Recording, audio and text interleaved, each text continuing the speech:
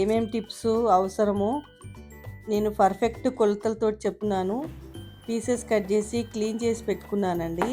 తర్వాత స్టవ్ పై ఒక గిన్నె పెట్టి వాటర్ పోసి దాంట్లో కొద్దిగా సాల్ట్ వేసి ఈ పీసెస్ కొద్దిగా ఉడకనివ్వాలండి. ఒకటి సరిపోతుంది.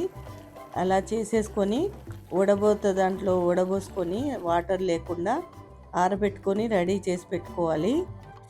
దాంట్లో 2 టేబుల్ స్పూన్ కార్న్ ఫ్లోర్ వేసుకోవాలి, టేబుల్ స్పూన్ బియ్యపిండి వేసుకోవాలి, 2 టేబుల్ స్పూన్ శనగపిండి. ఈ 3 ఒకటే కొలతల్లో వేసుకోవాలండి.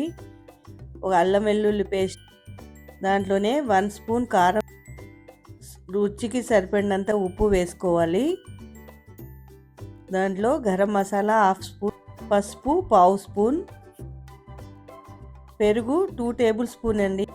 కొద్దిగా నీళ్లు పోసుకుంటూ పలచగా అయ్యే వరకు ఉండలు లేకుండా కలిపేసుకోవాలి. దాంట్లో పీసెస్ వేసుకొని కలిపేసుకోవాలి.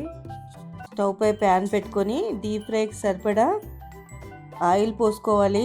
టిప్పు అండి, ఆయిల్ బాగా హీట్ ఎక్కిన తర్వాతనే వేసుకోవాలండి, లేకపోతే క్యాలీఫ్లవర్ మొత్తం నూనె పీల్చేసుకుంటుంది, టేస్టీగా ఉండవు.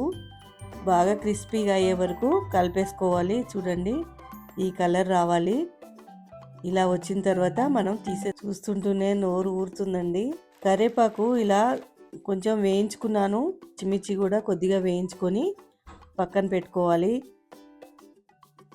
ఇలా డెకరేషన్ చేస్తున్నానండి ప్లేటు.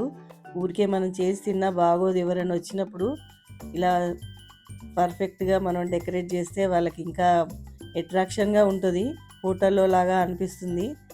కాబట్టి ఇలా డెకరేట్ చేశాను నేను. మీకు నచ్చితే ఒక లైక్ కొట్టండి.